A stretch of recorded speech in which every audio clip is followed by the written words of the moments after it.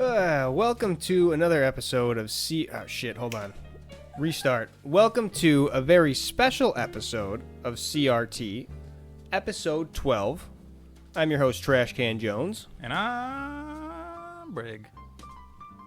Did it right that time. Hell yeah. We don't have to include the first part where I fucked it up. We can include this part of me talking about it, though. They'll never know. Right. They'll never know I actually fucked it up.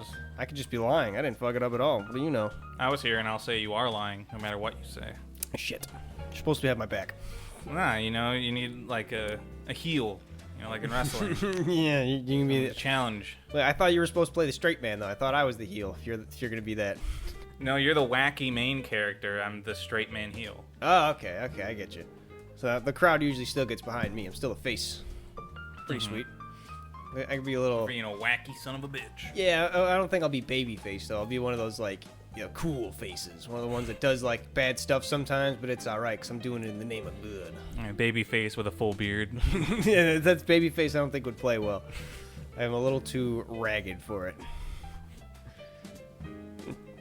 I actually wear these glasses just because I have nothing but crow's feet from here and out. I actually look like 100. And this is a grand reveal. Eventually there Episode will be. 100. Yeah. We actually see your eyes. That'd be pretty sweet. Give me some, the non-prescription color contacts and just put the red one into this one. Pointed at the right one. Yeah. I mean, I've seen people with those before. I knew somebody in high school who borrowed somebody else's colored contacts, and I was like, what the fuck are you doing? Those are prescription. Yeah, that would fuck your eyes up. I would assume just wearing the wrong prescription glasses for a little bit can fuck your eyes up. Yeah, Contacts. I don't know, but like I guess they look Whoosh. fine, but just an odd thing to hear anybody do. Yeah, right? I would like to get one red contact, though. That'd be funny. Take my glasses off and just have my one regular blue eye and then one red eye. I've also seen people that have like, who are missing an eye, that have like an entire set of glass eyes. Yeah. And they aren't full things. They're like a little plate almost. Yeah, just gonna pop in. So, you know, they have different flavors of the week, you know. That's and they got the sweet. Sharingan or whatever. Yeah. That'd be pretty sweet. It's like those new prosthetic arms that are getting made now. They're like, the people finally made like, they asked us what we wanted our ideal prosthetic arm to look like. And it doesn't look like a human arm. It looks like this badass robot arm that I can put charms on and all this different stuff like in a video game. Hell yeah. It's like, that's exactly what we wanted. Nobody ever asked before. That's the shit people need. That's cool prosthetics. People want to just look cool, feel cool. They want to be able to put their whatever identity into everything. Mm-hmm. I think the way that those arms work is really cool. Where they have like electrodes on certain parts of like the remainder of your arm, where the signal for moving your arm like this or like this would actually be going. Yeah. And so you try to find those nerves, you put the electrodes on them, and then you train people to like think of that signal, and then they get the response from the hand, like or the hand responds to them. That's wild. So And they can just like basically complete the link. Oh, it's nuts. yeah, it's only one way though. But What do you mean only one way? only comes from you to the arm. Doesn't Oh feed yeah, it back. I was gonna say you can't feel anything on the arm. Yeah. Which gets to a point like it makes it a point of tension then at the connection point, right? Like you can only lift as much as that connection can withstand. Some people get surgeries to like implant things that connect to it. Other people have like a big old sleeve thing and a bunch of straps on it. Right. So I don't think any sort of load is actually being put on the electrodes themselves. But Right. they're also just these little sticky things. I was gonna say, but it's just like however much, it was connected to the arm. It's just that's the lynch point instead of actually being at the elbow naturally. It's just gonna be wherever you were able to snap it onto. So it's gonna be a little interesting. The lift is gonna be, it's not gonna be at the elbow that you have.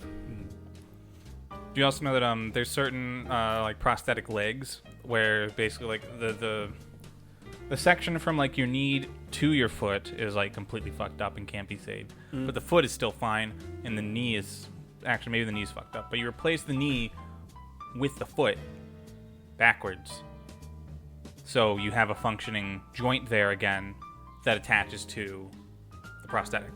Huh. Interesting. Yeah.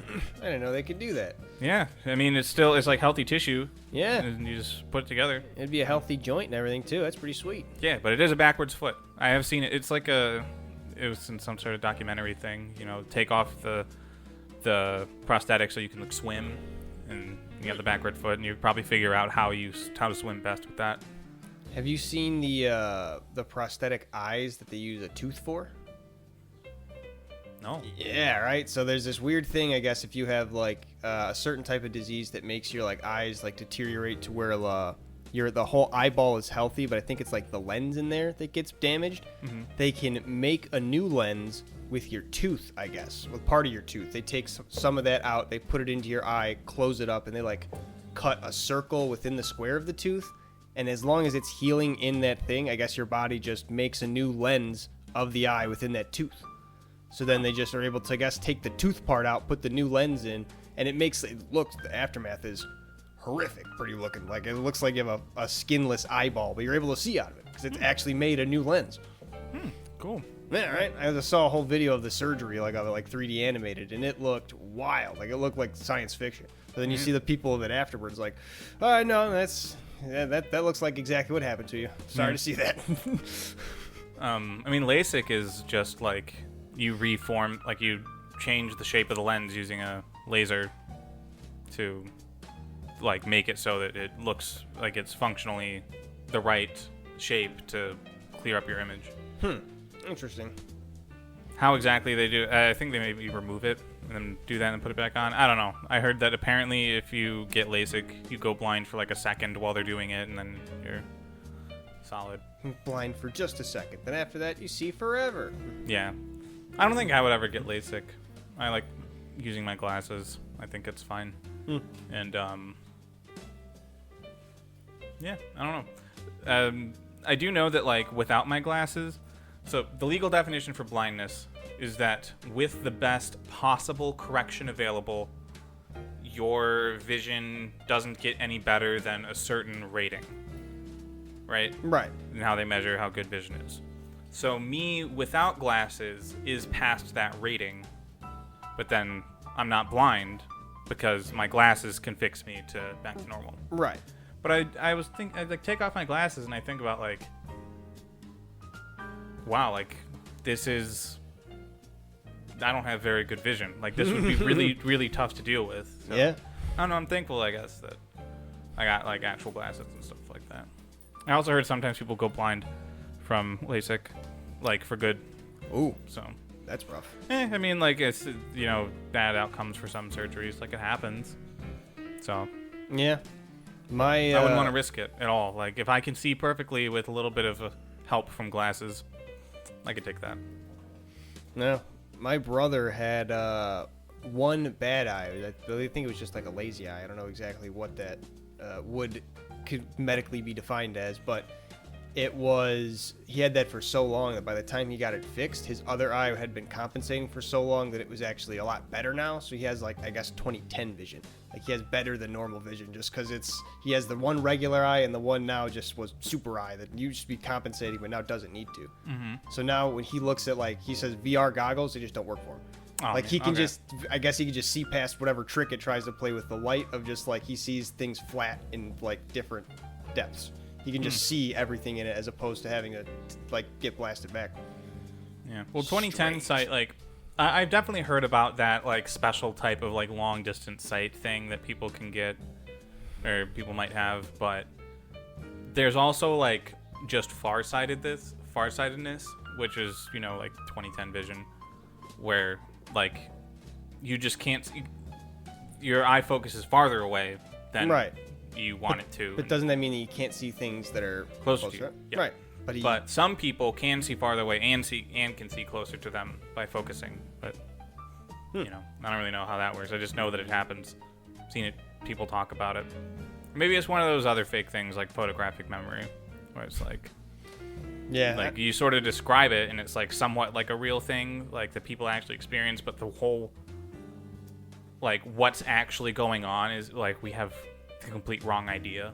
I was gonna say memory is one of those things that can just be easily like tricked, especially when you try to add more and more detail to it. It can be ridiculous. Like I like to think that I have a pretty decent memory just because I can have like not exactly full pictures of memories, but I have like memories of senses of things. Like I have memories of smells, memories of like feelings, memories of sounds. Apparently, smell is the most memory triggering sense. Really? Yeah. It just lights up the brain, puts you in a new place.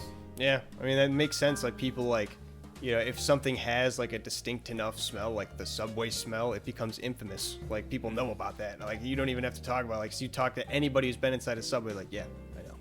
And like that's said as every subway, the distinct subway smell. It's that never goes bad bread. That is literally not classified as bread in the UK. Yeah, but that's not even the reasons that like it's not that great of bread. That has to do with sugar content. So it's technically a cake. Right. But like there's other things like, Japanese milk bread or whatever, which is like they still call bread, but it is very sugary. Yeah. But no, there's just like preservatives in it that make it last forever, and that's kind of more, I think that's probably a bigger concern. Yeah, than the sugar. Most definitely. Like the whole cake designation, as funny as that is. But yeah, Subway, the most franchised, or at least it has been, or was for quite a while, the most franchised fast food joint in the country. They just let anybody do it. Like, and even beat out Starbucks, because Starbucks is always the meme of there's a Starbucks across the street from a Starbucks. Well, I mean, I've definitely seen more Subways than Starbucks. Maybe Starbucks has a similar thing, but a coffee shop doesn't serve as many people for as long as a Subway does. Sure. Even though Starbucks do pop get, up like, and go. Rush in the morning. Right. Which there's this fucking intersection by me, and it would always piss me off because there's a Starbucks on it, and people would be like backed out into the street waiting to go in, and it's like, why is this allowed? Like, yeah, it's like people say that about the In-N-Out Burger in California, where like a lot of them just have like no drive-through basically, to where like they just come out and put cones in the street because it's just such a regular thing that they back up into the street. It's like, why would you plan for that? It's stupid. Just be Chick-fil-A, where you have the mile of drive-through because people are gonna want to wait in line. So whatever. I also remember the last time I went to In-N-Out, they didn't have, and maybe they did have the window, I didn't use drive-through, but they had a guy with a clipboard going around to take the orders from like all the way to the back of the line, instead of like having them do it at the window or some type of talk box. Same thing at Portillo's that I went to. Yeah, Portillo's is that thing where they just have people come out and do it because they're like, yeah, fuck it. It's a lot easier. They send a little order in via the handheld, and it's just better than writing a ticket and having to run it. Mm-hmm. And you can get ahead of like if you're doing it at a talk box that's planted next to a menu in the drive-thru, like you can only take orders so quickly. Right. So then you only have the turnaround time between that and then when they get to the window to actually produce the order. But if you can get ahead of your work as someone that's taking orders by just walking down the way. Especially if you like someone orders a beef sandwich, you're like, all right, putting in some beef for a sandwich, and then like you're waiting for that to cook and you're doing some other thing, and someone else orders a beef sandwich, you're like, all right, well, I could add more beef in there, bada bing, cook two at once. I also like the Portillo's. They always have the guy like saying like, number 32, this one's for you. Yeah, number 35, your orders are live. Yeah. Do you think they have like a list of like easy to go to ones? Oh yeah, they probably like train them on a list, like 1 through 50 or whatever, 1 through 99, whatever it has to be. Or do you maybe like? Do you just first off, you only really need to get between 1 and 9. Yeah. And then maybe your 10, 20, 30, 40, 50 things, so you can rhyme those. Yeah. But like, do people go off the rails then? Do they just make up their own? Maybe. Can you get canceled? I was gonna say it's got to be like a skill thing, like when you get put on the microphone in wrestling. It's just like most of it's like rehearsed and you know what you're saying, but when the moment is the moment, you can do whatever you want. Yeah. The moment's yours. You're the one with the microphone. Pandemonium. It's bedlam. Nobody can stop you. There's a lot of infamous ones where like wrestlers just take that moment to like actually, do what they call a shoot interview, where they speak out of character and just like direct address the real world. They'll be like, you know what, this company's shit. The fact that I haven't gotten any respect, you know, they want to do this shit and fucking take the championship away from me, and it's fucking, there's not terrible business decisions and all these different things. Then they get fired right after doing it, but it's just like, well, you shot your shot. That's crazy.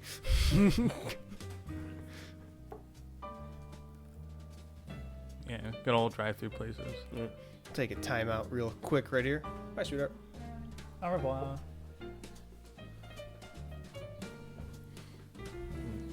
We will. Just wait for the door close noise, and that'll be the back into it. This is one of your timeouts. Don't use too many, you'll run out. You only got 3 per half. Yeah.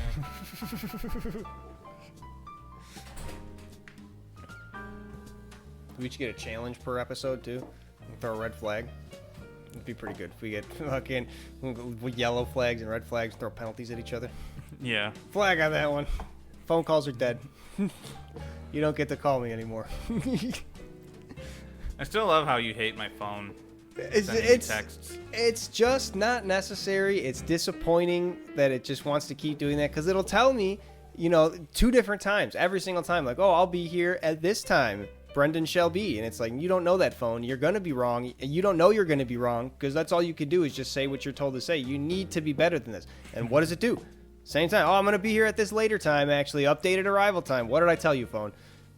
You're just losing a battle here. You're not even trying to win. You're just fighting. Trying to be helpful. And he's not being helpful to who? It's not helpful to me. Shit, not helpful to me.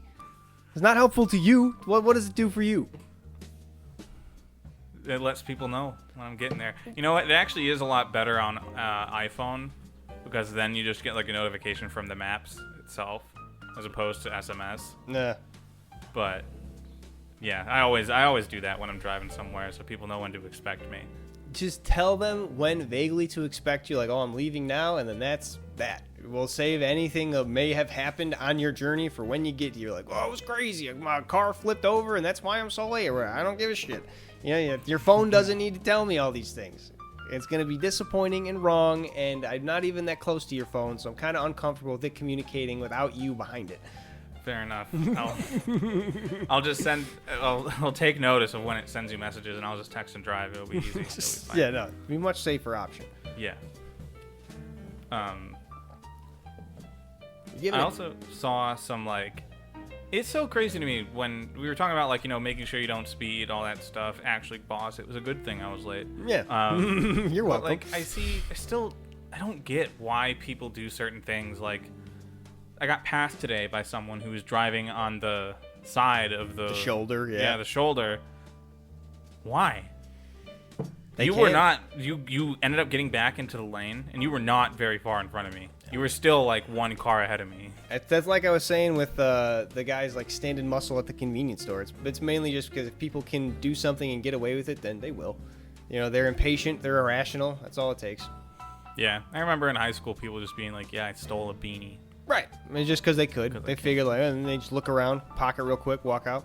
Mm-hmm. That's that. They just get that little bit of a rush, like, I can do this thing. That's bad. Yeah. Ooh. Some people are like, oh, maybe I can shave a minute off my time if I just do a little zoom zoom. Yeah. Zoom. Fuckers they are. Yeah. That's why part of the reason that I like I-80 that I drive on every day, and also I hate it, it's the bane of my existence, is that it is 2 lanes and it is under construction so often that there are no shoulders for the basically entirety of my drive in there, which basically means that I'm doing 90 plus miles an hour with a concrete barrier 2 feet to my right and a semi-truck 2 feet to my left. And that's because nobody obeys the speed limit. They're just, you know, on I-80 just flying. It literally connects like the east to west of the entire of the U.S. It is a very much just fly down road. But whenever it is under construction, that comes to a halt and everybody's doing 20. So I'm either at work at 25 minutes or an hour. No in between. No in between. Yeah. Real unfortunate. Yeah, I was having some traffic getting here, and I was like, why? Like, how the fuck is there traffic on this? Construction. And it was kind of construction. It was 2 of those aero trucks and a tractor. Yeah. And they were moving in the right lane, like, slowly. They were doing something, probably setting up for something to happen soon, but yeah, they just do that shit. I remember there was like 16. Not actually. I think it might have actually been 16. 'Cause it was like 8 in back and 8 in front of a truck that was trimming the grass on the median. Just like driving by and like auto weed whacking. And it was literally like around a bend. Like, why are all these trucks in a line? Oh, up there's the truck. Why are there so many? What is going on? Why does this need this much protection? This is so killing traffic so much. It's in the left lane. Like, what's going on right now? Why do you need that many trucks? Nuts. Absolutely nuts. I also had. So you see, like, there's like the collision investigation sites, Yeah. right? I didn't really understand what those were like for a while. I'm assuming, like, I still haven't really seen it. I'm assuming if you get in a collision, they'll, you call the cops to come out and check it out, and then they get a tow truck and they tow you over to there, and then they investigate the crash, like the damage to the cars and stuff like that. Is that what they're for? Because, like, I don't know. I thought, like, maybe a detective would be standing there. They're or taped something. it off, and like a crash happened here, and we got to get to the bottom of this. This is a strange area that every single collision happens in. This little spot on the side of the road. We can't quite put it together. Everybody keeps crashing around this corner. Yeah. No, I don't think they set that up like where they need to like find to get to the bottom of crashes. I don't think they really care. If someone crashed, they usually just find who was at fault and pin them. Well, yeah, but then it's like an insurance thing, I presume, right? Like But they don't figure it out on the road. Yeah, they bring it to the investigation site. No, it'd be horrible. What is it for? It's just like, I'm pretty sure it just denotes like there's a part that's off the road that's usually like in a little like side pit area where they like literally tow the thing over where that has space for people to park and whatnot. They can come out, inspect the damage of the car. So it could be near the crash site. They could have access to it, like going back and forth. Like maybe get a police escort, drive by it slowly, look at things, whatever, if they need to. Mm-hmm. But for the most part, it's just a safe area, neutral spot to inspect the damage on things. I assume, anyway. Yeah. I'm also not an expert on this. Never seen it in use. I would assume the longer you like take a car, especially if it's damaged, like the more you transport it, the more damage you might do to it, or the more evidence you might lose or something. I don't know. No expert. You know what I think is really cool though? Those truck brake failure ramps that they got on like mountains and shit. Mm-hmm. Yeah, it's just the off ramp. It's an off ramp that goes up. Yeah, and it doesn't go anywhere. It's just full of gravel and shit like that. Dead end. Like, yeah. That is a very good solution, I think. Mm-hmm. If you were in a truck and you do not have brakes and you are on a mountain pass road where one side of it is like falling to your death, mm-hmm. you can climb up the mountain a little bit and stop, and it's fine. Yeah, smart. I don't think if you don't have, I guess if you don't have brakes, so like or if you're your brakes incapable blow out, of braking right in time. If you just started driving and you knew you didn't have brakes, that would be kind of upsetting. I wouldn't take that journey. You just got to be really, really careful and make really good predictions for how far you need to go to just roll to a stop. I was going to say, just be real careful with the speed and hope people aren't around corners at all. Yeah, ever. Oh, yeah, there's this horrible video of, like, I guess, I think it's somewhere in Mexico where there's, like, a town tradition of, like, stopping traffic during your wedding and being like, oh, look at us, we're married type deal. Mm-hmm. Except they did it, this couple, underneath, like, a tunnel overpass right after a turn. So a truck's coming down the hill, like, and makes the turn, doesn't see anything, then all of a sudden into the tunnel, there's nothing but stopped cars. So it's just like, the guy like screams, puts his hands over his eyes because he's just like, what else can you do at that point? Like, you can stand on the brakes, you ain't going nowhere, son, but man, straight through all that. That's scary. I mean, I've seen like, there's a thing near like Six Flags that I saw the report of, and it was like, truck ends up like barreling through like 7 cars or something like that. Yeah. I mean, I hope a lot of them were okay, but with that much tonnage and force, that's a lot of damage. That's a lot of just energy being expelled to be able to stop that thing. There was that one bus that hit the theater that opened up near me.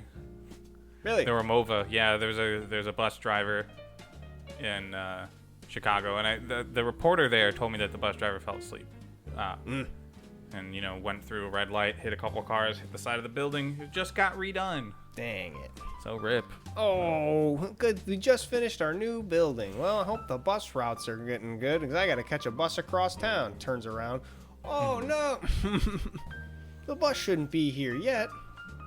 There was another, pretty significant bus crash recently of a bus going, into a building. It was, a corner store, and then it, pretty much knocked it down. Ooh. I wonder if there's anything going on there. Maybe for some reason that bus drivers might not be getting enough sleep. Oh, yeah, I was going to say that especially if we're working for the city and whatnot, you probably just, don't have a limit on hours or something like that, or probably incentivize overtime work a lot. So a lot of them are just like, yeah, I'll work myself to the bone. Why not?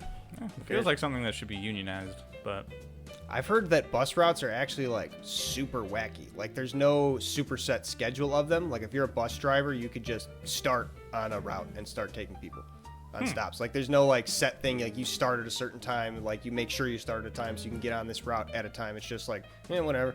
Just go to routes.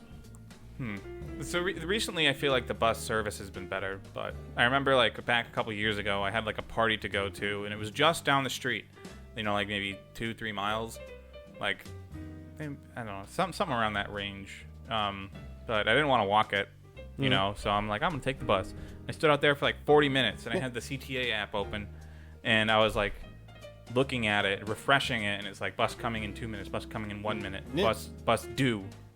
There's no and then it schedule. just went away. It just stopped saying due at one point. Yeah. And I was okay, maybe it's the next one, and it just never came. I was gonna say there's no set schedule to it. It's just whatever route they want to pick up on, and if no one really feels like going out there, I guess they just don't. And maybe there's a repercussion for it. I'm not sure about that part of it. I don't know. It took a while for my faith in buses to be restored, but I'm now a bus guy again.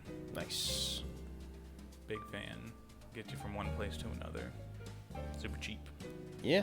Public transit's always a good option. What were we talking about right before this? Trucks, collisions. Yeah, I had something I wanted to say about that. Just highway stuff has sort of been our mega topic, meta topic. Yeah, I don't remember where I was going to go with the trucks and collisions thing. I had another thing I wanted to talk about with it. Oh, yeah, I remember now. So that all gets me to thinking, a lot of elementary schools, especially in the city, but even farther out into the suburbs, they just have their front door on a street.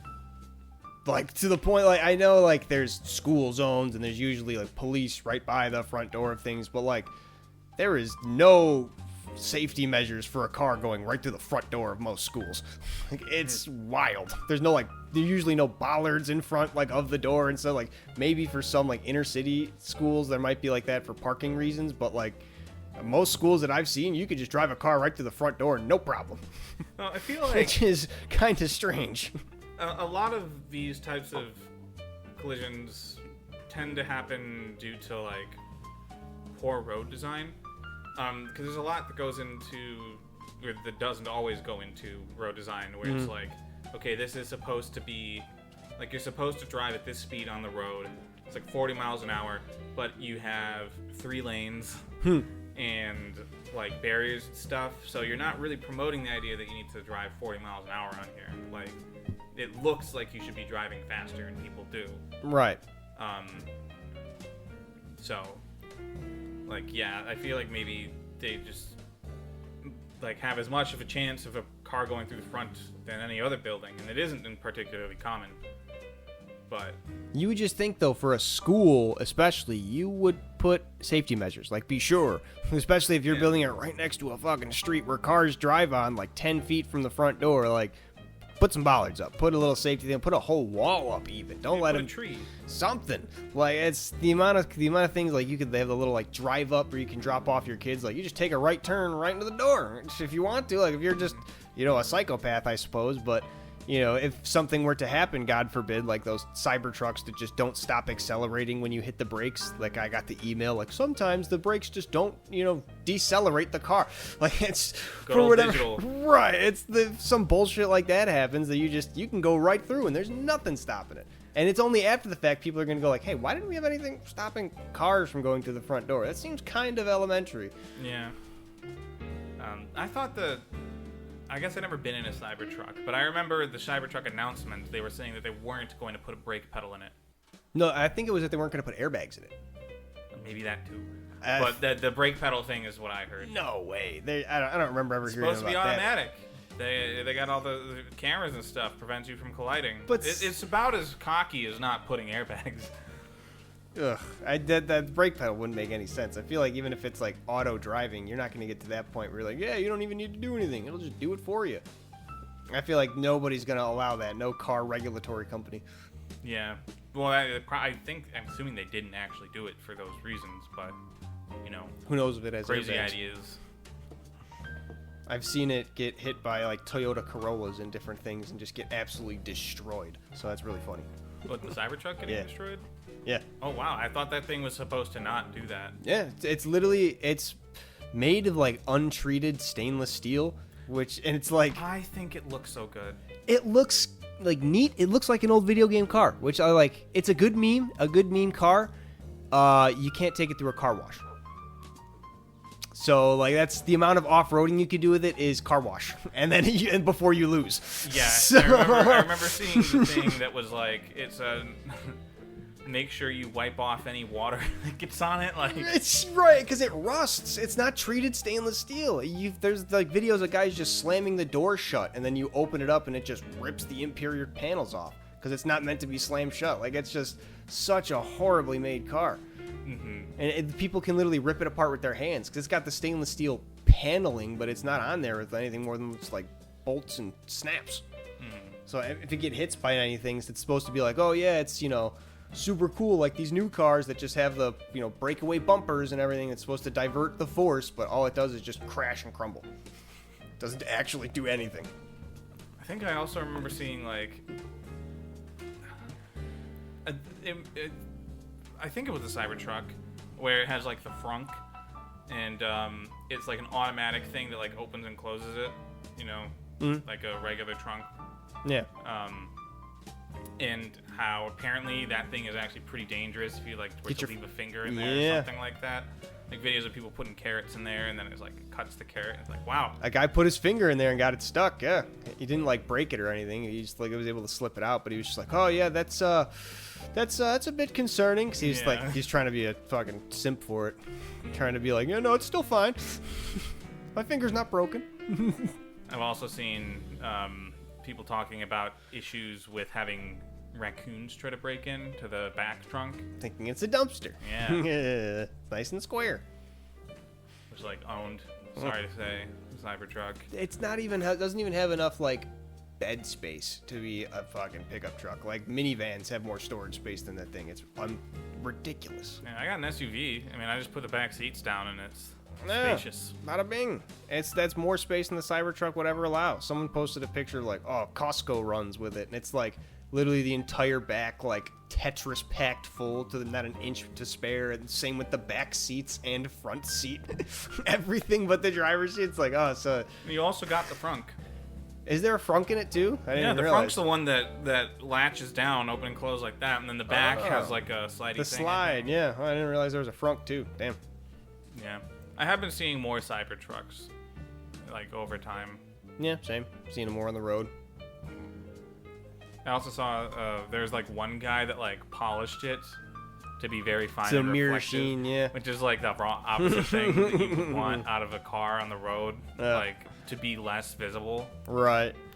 My dream car, kind of, and not really in the same vein as the Cybertruck, sort of. I just really, really love the 1995 Toyota Corolla. It's literally like if you ask like a kid to draw a car, or like you see a car in a kid's storybook, that's what it is. Just like the little like rounded hump up top, another rounded hump, little circles underneath. It's just the most car. Yeah, I think it got really popular. I like it a lot. Yeah, it's super good. I had a 95 Toyota Corolla DX. The DX model was the fucking pinnacle model back in the day. It had power windows in that mofo. My friend had a 97 Corolla, standard model. Cranking it up. Every time I'd pull up to his house, just do a little on him. Just to flex. That thing needed no oil, ran off spite alone. Like, I got told when I got it, like, you should put oil in this because the engine burns it, and I never did. Never, not once. And it was fine. It ran like a dream. It went through 2 of Chicago's worst winters, being like plowing through the snow because of those, the trenches where you put your tires in were like 6 inches deep. It was literally just bumpering through the snow. No problem. That car was amazing. Good. Yeah, that's I think why it was so popular, and it ended up being like one of the sturdier, like more resilient vehicles that that didn't need to get replaced the same as other ones. Well, it was made to be like these other ones. It was made to be like a luxury car in Japan. Like it was Toyota's first like luxury thing. Because in Japan, most cars are like, I don't know if it was their first luxury thing, because they also have like limousines and stuff, obviously in Japan. But like most cars in Japan are like the 2-door version models, because their streets are literally much smaller. Like I've heard people who have traveled to Japan, they've seen the fire trucks for the smaller inside cities, and they're literally like Ford F-150 size with a little water pump in the back. So that's what they have to drive to be able to navigate the streets. They can't have a big truck. But like the Toyota Corolla, like 4-door version, that's like, especially to a Japanese audience, like the big car. Like you drive that like a businessman drives that. Gets it like he has a driver and has a suit and stuff. Like that's supposed to be the image for it. So it translates kind of well to the American market of just being like the best resilient car, like normal size. Right, just best resilient normal car that could possibly be, because it was designed to be like so perfect. Ugh, I love it so much. My dream car is one that is either released very recently or is very soon to release. I'm not gonna get it for a while, but it's the Volkswagen Buzz ID. Is it the new Beetle? It's the new bus. Oh, yes, I've seen that, actually. It's got, like, the seats that turn around and the table that comes up. I have seen that. Have you seen the, it was, like, the reveal trailer they did for it? I think so, yeah. I mean, I as soon as I saw that thing, because I've always wanted a Volkswagen bus. Yeah. Right? Same. But I've always wanted to live a van life. Just, like, run across the country in a van, living out of it. Be sweet. I want to be capable of doing that. Same. I don't know if I Same. can do it right away. Same. Yeah, that's going to take a lot of funds to not be able to live like a homeless crazy person. But I really, really, really love the look of that thing, and so that's my reach goal. Like that's like a post me owning property goal. Yeah. Because I don't really want an electric vehicle if I can't guarantee my own ability to charge it. Sure. And I'm not going to install that into a place that I don't own. Right. Exactly. So that's kind of like the biggest draw for me for an electric vehicle is I could literally have a home charging port.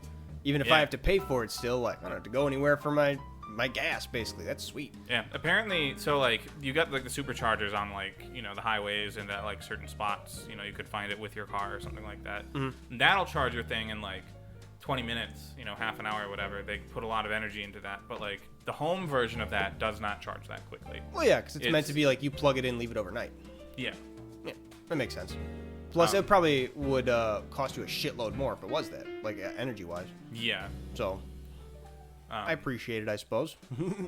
Then I guess if you just, I'm not gonna try and figure out how to make that work. Not a big deal. But hybrids too, I think are really cool. Yeah, I think that's a decent fusion of it, because going full electric has its own limitations and properties, like obviously just like the cobalt mining and everything that needs to go into like making those things. I don't think it's something that can be produced at the scale of the American car market that we have. So I think hybrids might be the best option for going forward. Something that can use the minimal amount, like if we can get the balance just right of still having to use fossil fuels, but we're like now fractionalizing them. It's probably the better goal, because the cat's out of the bag with having like cars powered by fossil fuels. There's a whole industries upon industries, like sub-industries within that. It's not going to go anywhere. Not very quickly. I don't think ever. I mean, shit. You talk about the the first worker strikes. That was like oil magnates and stuff, literally like killing people because they wouldn't want to go back into the mines. Like they showed up with armored cars and machine guns and shot people and their families because they wouldn't work. So like they're willing to go to extreme lengths. Probably that was back in like the 20s or whatever the fuck, like settling of America. And they were first building cities, but like they're willing to silence people. Like we've seen with Boeing. Please don't kill me. They like to just make people go away. I'm sure the other billionaires and multi-billionaires of this country could probably do the same. Fair enough. But I still like the idea of a hybrid. Specifically because apparently you get like enough charge in there to like run your daily errands, Or maybe like get you to work and like back or whatever. But So it has a limited range on the electricity. But if you need to go anywhere further, then you got the actual engine and like gas that you can refill and stuff like that. So Right. it is the best of both worlds, where you don't need to like fill up your car and like burn fossil fuels to go to the grocery store. But Right. You can just use it on the charge, and then whatever else needs just like to kickstart the engine or whatever else that you need the gas for. Speaking of like electric cars and stuff, do you know the story like of Saturn, the car company? No, I know that they're closed. They, I believe, I forget if it was the Saturn or the Chevy Volt was the first one to do it. But they made the first electric car. Like back in, I want to say, I don't know the exact year, the 80s or 90s, way before anybody had actually done anything. And they made it, they released it, had the whole campaign of like, it's electric, you don't need this gas thing. And they received a call from, I believe, just the head of like General Motors and all the other people who were like the runners of the car industry and the oil industry and whatnot. And then the car was ceased production instantly, and any models of the car were forcibly recalled from people's homes. Oh, to the point where they like towed them out of people's driveways. Oh God. And then afterwards, you can actually, I think it's whatever car is on display at the Museum of Science and Industry, if you've been there in Chicago. I have, but I don't remember a car, so excuse to go back. Yeah, I was gonna say they have it on display there. That exact car just being, it was put on display right after that of being like, this was the attempt at making electric cars, and it proved not to be feasible, basically. So it's almost trying to like write history of being like, yeah, they tried and failed, and it's like, it's not. Wait a minute. What do you mean failed? How did they fail exactly? Oh, they just had to forcibly recall them. They just went away. We don't need to ask any more about that. It just didn't work. Plain and simple. Oh, well. And here's our giant Tesla coil that can store energy and fire it off every 5 minutes. And To think, we almost had wireless powered electricity. That'd be wild. So, I know that's the whole Tesla, like actual Nikola Tesla thing, right? I mean, we didn't prove it ever. The only like really feasible way, we'd have to basically live in a Faraday cage to be able to send charge everywhere around us, and even then, like, it'd be kind of dangerous to live in that. So like it wouldn't be. There's not really a super feasible way of getting that done, I would think, in modern sciences. But Nikola Tesla modernized or revolutionized modern science. So who knows? Yeah, I mean, he was all AC power. That was his shtick. Yeah. And talking to pigeons. Yeah, loving pigeons. He was like quote unquote married to one. Oh, I mean, Yeah. this. Speaking of wacky science, though, like the whole like everything behind resonance and frequency science and all that. I know a lot about frequencies and stuff like that, Fourier transforms, all that jazz. Yeah, and like resonance. Have you know about resonance drilling? No. So I guess I don't know if it's theoretical or if it's something that can actually be done, but basically if you take, I don't know if it actually needs to be a drill bit or if it can be like just any kind of sharp object, and you resonate it at the whatever frequency that object you're going through to match it, it'll just go through. It'll just be able to drill. I don't know if that's theoretical. It's just something I've heard of, like, it's something you can do, and it may have been something of like a lost technology or something like that. So like it's a drill that isn't powerful enough to drill through a certain material, but if you have information about the material and certain resonant frequencies of that material, you can use that to drill through. Yes. I believe it. Resonance magnifies the amplitude of the drill bit, which fluidicizes the soil particles at the bit face. So yeah, if you get the resonance at the right frequency of whatever you're drilling, then yeah, it could loosen it up a bit, and it'll actually make the drill bit be able to go without like any like torque whatsoever. It doesn't need to like push. It'll just be able to slip through. Yeah, I believe it. It's pretty neat. I had no idea of anything about it, but apparently it's like a thing that's like used for like deep quarry drilling and stuff like that. I was like, oh, neat. That's how we get in there. Yeah, it's a little bit of extra science instead of just raw power. Yeah, just shaking things up. Yeah. I just found that kind of neat. Yeah, I think. Well, now I'm starting to think about Fourier transforms. Very good. What is that? 4EA transforms, you're saying? Fourier, like a French guy. Ah, okay, never.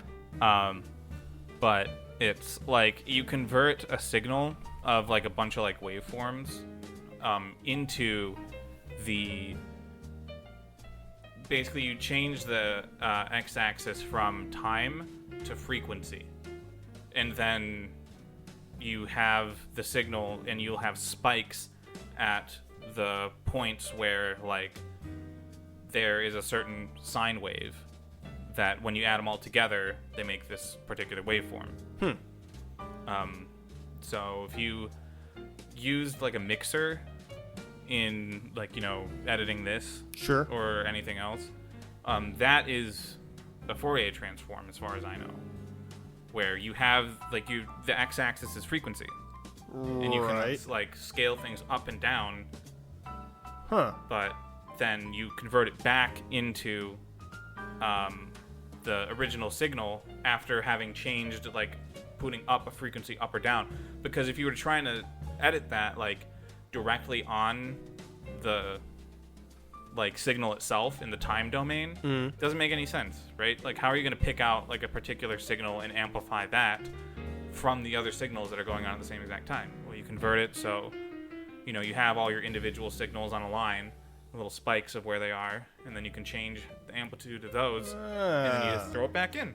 That's pretty Bada sweet. bing, bada bop. I didn't know about that. That's cool. Yeah, it's just like a fancy integral with like a couple of extra terms on there to switch in between frequency and the time domain. But really cool, really useful in like all sorts of signal processing, and you know, with the digital age, like a lot of things are signals.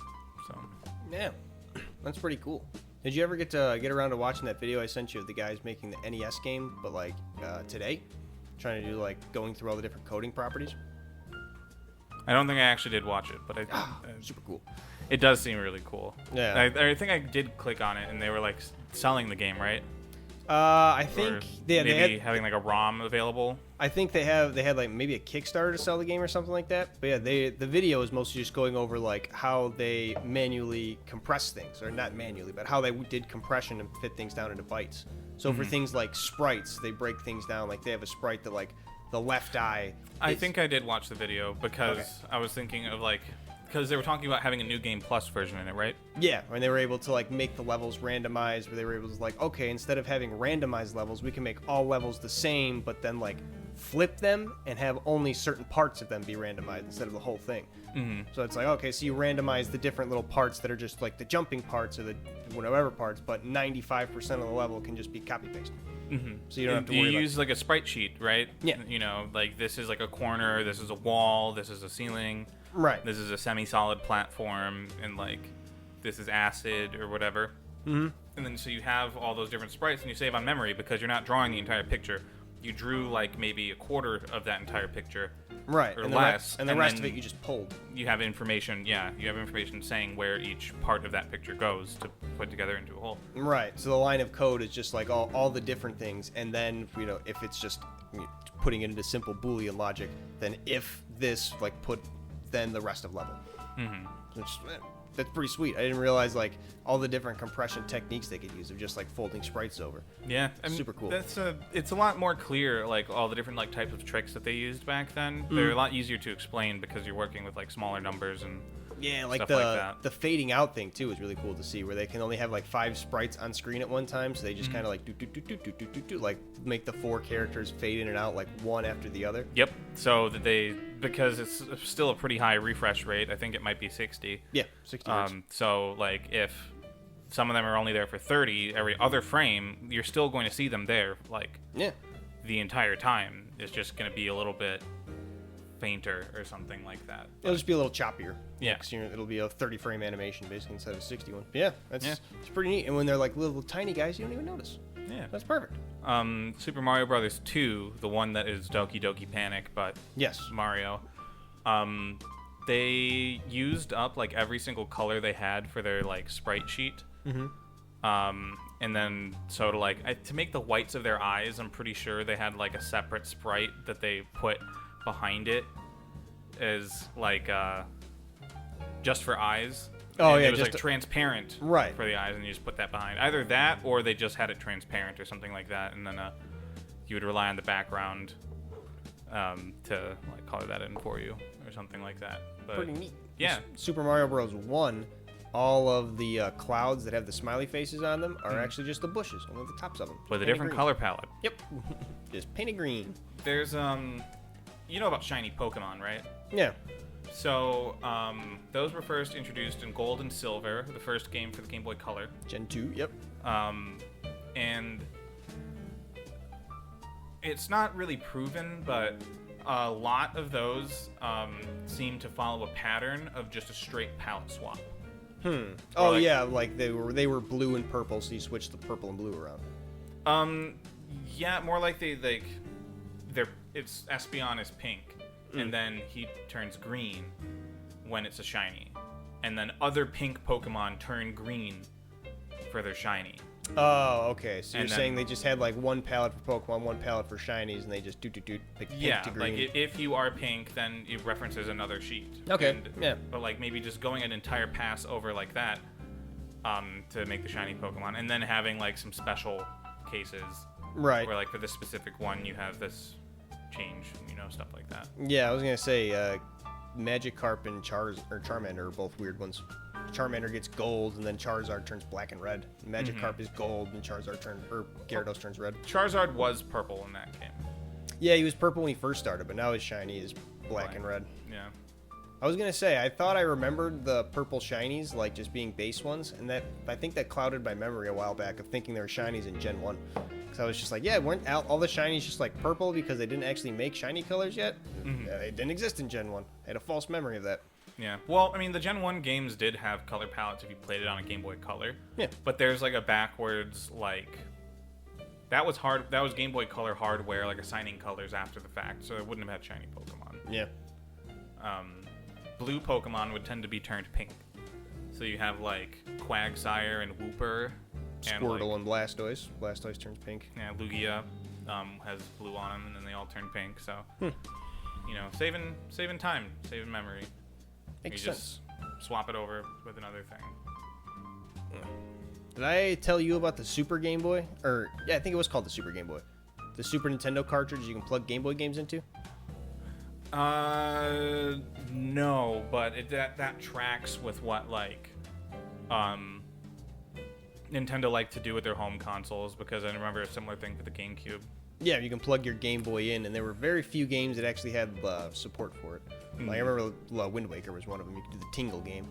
But yeah, the Super Game Boy was super sweet. It was literally just a way to play your Game Boy games as a console, and it gave you like different banners on the side, like for whatever game you were playing. If you had like Pokemon, you could customize the banner too, customize the color. It was super cool. There was actually a bit of software in each one. Yeah, that cartridge that converted them was probably a Game Boy in itself. Yeah. Just like an entire Game Boy in there, and then you...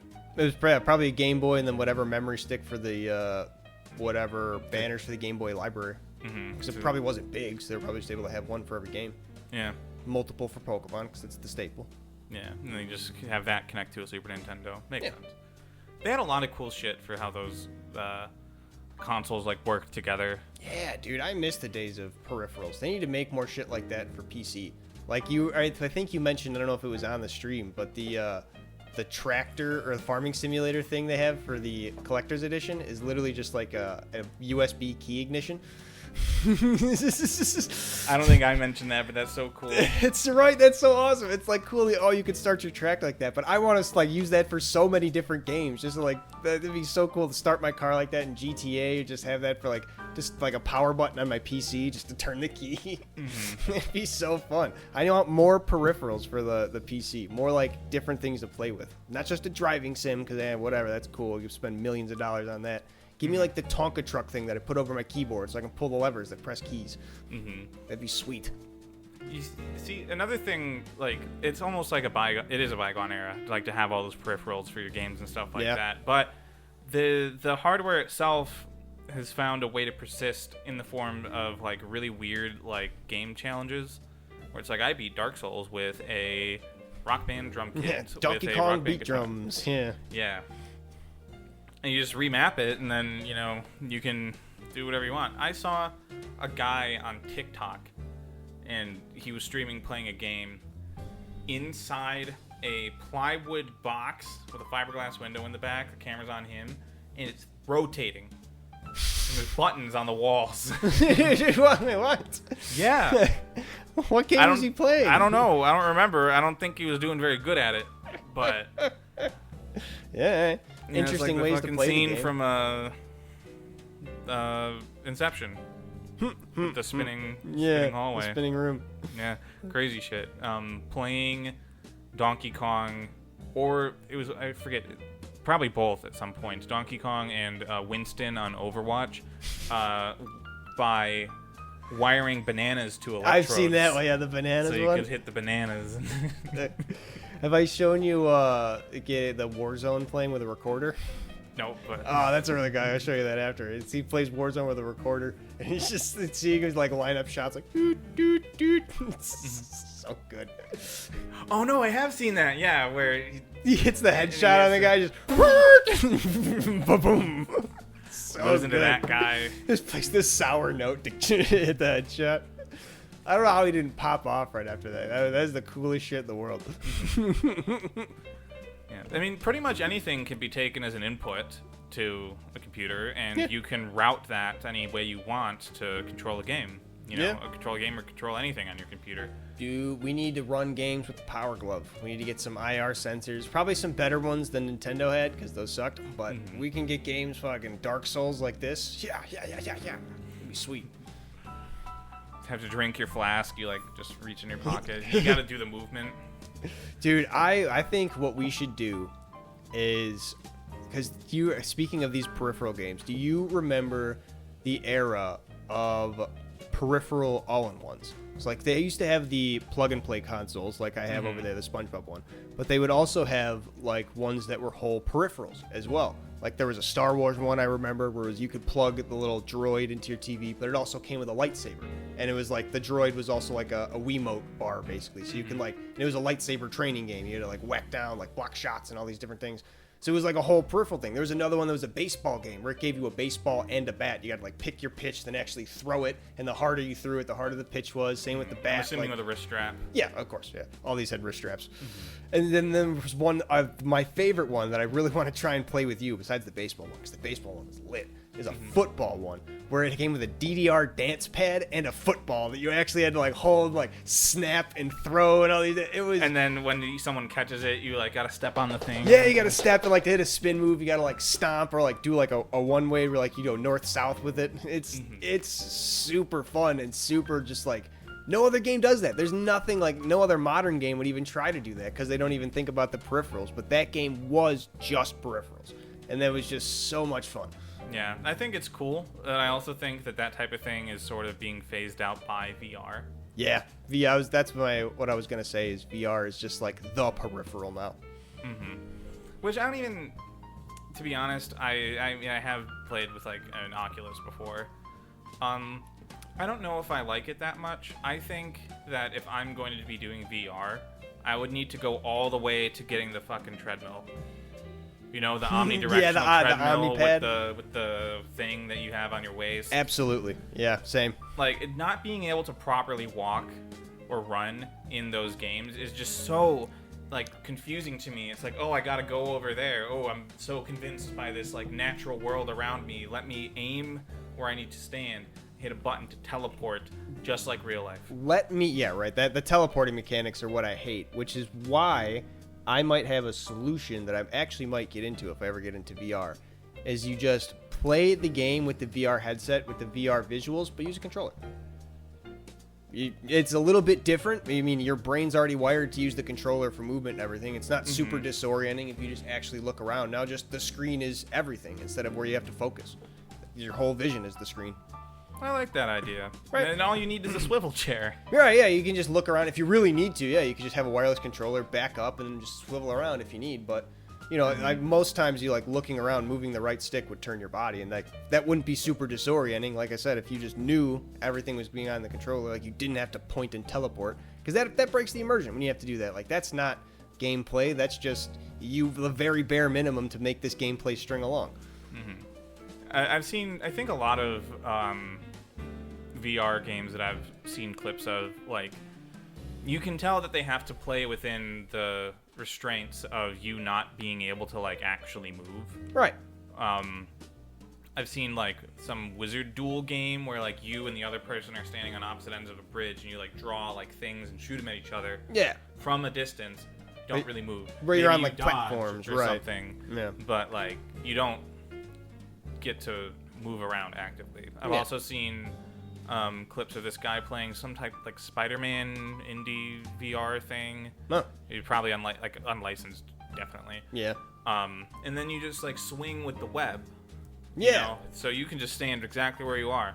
Pretty and sweet. then you're getting the movement from being pulled by the web and stuff like that. Yeah, I've seen that. That's the one where he'll like swim, do like a backflip, like shoot like Deadpool or whatever, then like do the whole thing like thumbs up and then drop down in slow mo. Mm-hmm. Yeah, it's pretty fun. I also think maybe there could be a niche for more peripherals with VR games if it weren't so damn expensive to get into it in the first place. Yeah, it definitely needs to hit that consumer market the right way. It needs to be cost effective. The Wii was a cheap piece of equipment, you know? And then it had a bunch of peripherals. You know, you had the zapper, you had the nunchuck, you could pretend to box, you could pretend to shoot. You could put things in the tennis racket, literally just a fake plastic tennis racket to put your remote in. People went nuts. Mm-hmm. I Went think nuts. there was like a Master Sword or something too. Yeah, like, baseball bats, everything. Any kind of you can stick a Wii remote into a handle, they gave it to you. Yeah, so like they could, I imagine, with also all the games like being on digital marketplaces now, it's kind of hard. But if there were still like, you know, if physical mediums were still as prevalent as they had been, like you could have a package that's like, okay, here's a baseball game, and then here's a peripheral. It's like a baseball game, but you're just a pitcher or something like that. Yeah, and then sure. you have like a ball on a wrist strap, and that's a peripheral that you get. Yeah. You know, like I think that would be cool. That like you have the actual thing. That baseball game that I was talking about is literally that. Yeah, but bring it to VR. Like I think Yeah. it could have another heyday if people can afford it. Definitely. That's where I think, because a lot of the things with VR goes into those controllers too. I wonder how much those controllers cost, especially to be like the connection things. If they prioritize, because I feel like there's not even really a market for using a VR headset and a controller. Some games have that ability, but a lot of them don't. A lot of ones that are just made for VR usually don't have the controller compatibility. Mm-hmm. Okay, if they do, then you have to play them outside of VR. Like you can't use a controller while in VR type deal. Because like, what's that? Phasmophobia. You don't have to play it in VR, but if you're playing the VR version of it, you can't use a controller. So it's just you can't use mouse and keyboard either. So it's just like, okay, what am I doing here?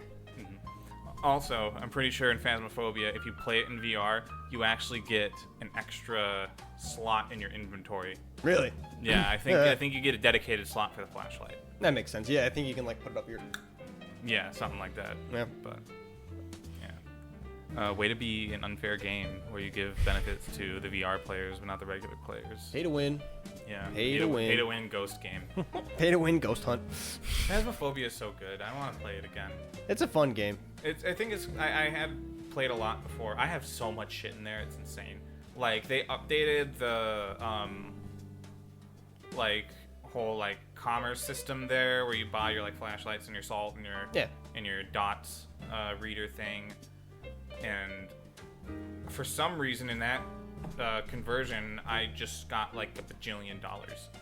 Like I have infinite money in that game, so Hell yeah. I don't really need to worry about like dying, because that's the whole thing, is that if you die you lose all the stuff that you brought there. Right.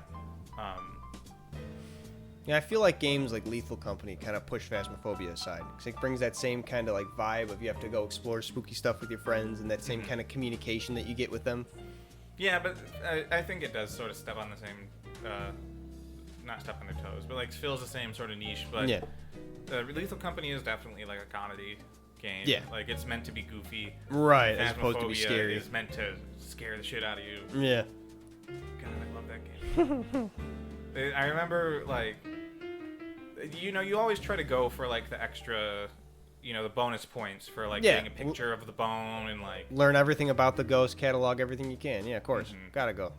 But some of the best parts of it, I feel, are like when you can't get definitive proof for everything, but the ghosts come with descriptions, right? Where it's like a demon is like, it's very, very aggressive. It will hunt constantly and try to kill you. Right. And like certain ones will like never hunt, and or like maybe not never, but like very unlikely for them to hunt. Like you need to actually antagonize find their them, room right, to get them to do it. And you I like having to make inferences after that. Yeah, that's cool. Because, like, if you go in there, you will literally get killed by a ghost. Yeah. That's the same kind of thing with Ready or Not. We play that SWAT game. Me, French, Smith, and a couple other guys. Mm-hmm. That's literally like an hour of the gameplay will be us like all looking at a map and drawing on it and being like, okay, we're gonna go in from here, and then two of us gonna split off to this way. And we're like drawing the lines, like, okay, we're gonna make sure these are clear because if we're not all on the same page, one of us is gonna run in, catch a stray shot, and then that's that. Mm-hmm. Just out for the mission. It's like, shit. It's just so fun. Like, we'll go through a mission, we'll like fuck it up, and then just spend like an hour. Like, okay, so this guy was here, so we're gonna make sure we do this slowly. Just all sitting at our phones, like drawing on him. Best part of that game. Yeah, having to deal with the wrench getting thrown in your planes and. Right. Yeah, like a civilian that wants to run up and then try to pull out their phone, and you're like, I accidentally shot him. We can't get a perfect score anymore. Mm-hmm. And then even like kill them, but got an unauthorized use of force because I bumped them in the face because they wouldn't get down fast enough. Yeah, it's ridiculous. Does look like a cool game though. That's fun. It's fun. Definitely realistic. I also wish I played more Payday 2. Payday was super fun too. Payday 2 is just super, super fun. It's a fun game to hop in and just fuck around with your friends. Try to rob a bank. Rob a meth house. It just looks like so much fun. The soundtrack too is just like, you can get sucked into that so quick. I remember playing around and like we were like staking out a bank and like we were trying to get in all sneaky like, and then we failed. Stealth is really hard to do early on, yeah. We were getting caught and like we had like gunfights and stuff like that. Pushed our way through. Eventually made it to like a particular room, like in a building connected to the bank or whatever. And then we had a zip line across. We were like sending bags of money, zip lining them across. It was really cool. Yeah, it's pretty sweet. If you rob the meth house and you like take all the money that was supposed to be stashed there, the cops come, but then you can just dip out with it, or. The guy on the radio was just like, well, we got a lot of the ingredients here. I think I can look up the process. If we want to make some of that, we can sell it for some more cash. And you can just stay there, fight off the cops, and cook meth. Just like, well, the guy's like, okay, caustic soda. No, wait, no. Because you have to like wait every time he says it, because sometimes they'll fuck it up. Be like, oh, no, wrong one. Actually, you got to do the dilutic acid or whatever it is. Sulfuric acid, however you make meth. That is such cool gameplay. Like to actually have like people be wrong in the game. Yeah. Like that's something that's very underutilized, I think. Yeah, you kind of expect the game to be very straightforward and honest with you, at least about like what your goals are and stuff like that. Maybe like, it's not like a Dark Souls thing where it's like, secretly like that was a bad ending. Right. Like Gwyn was lying to you the whole time and he tricked you into sacrificing yourself to relight the fire. Like, that doesn't change the game. No. Like, you can't mess up on that. It's just a decision you make at the very end of the game that decides what the ending is. Yeah. But, like, having people just, like, get stuff wrong, And it's not even, like... And the response being to just wait. Yeah, you just have to... Because sometimes he'll correct himself. He'll either be like, okay, yeah, that's right. Or he'll be like, oh, wait, no, actually this. And if you fuck it up, like, you don't immediately lose. The meth lab just blows up and you have to leave. You might kill yourself in the process, but you can still get out with the rest of the money. Yeah. It's really funny. You're just like, do we want to stop and make meth? Like, I think we can handle these cops real quick. Yeah, we were just, And you just hear the behind you as someone just karate kicks you in the face. Goddamn cloakers. Cloakers? Yeah, there's these they're a little bit weaker, but they're faster, and they're literally invisible up until they find you, and they make this really weird sound of just like, and then they spin you around and just axe kick you and immediately knock you down. Oh, shit. Real pieces of shit, but it's like the creeper noise. As soon as you hear that, you're just like, wah! You start firing around you. One snuck up on you. That's good. Well, we've been going a little bit long, actually. I didn't even realize. Yeah, I noticed too. I checked over and I was like, oh, 1 hour, shit. Hell yeah. Let's bring on this plane for a landing. Thank you for tuning in to a very special episode of CRT, episode 12 we're on. We are into the double digits, healthily. Yeah. Hell yeah. Yeah. Keeping this gravy train moving. Yes, sir. Keep the wheels greased.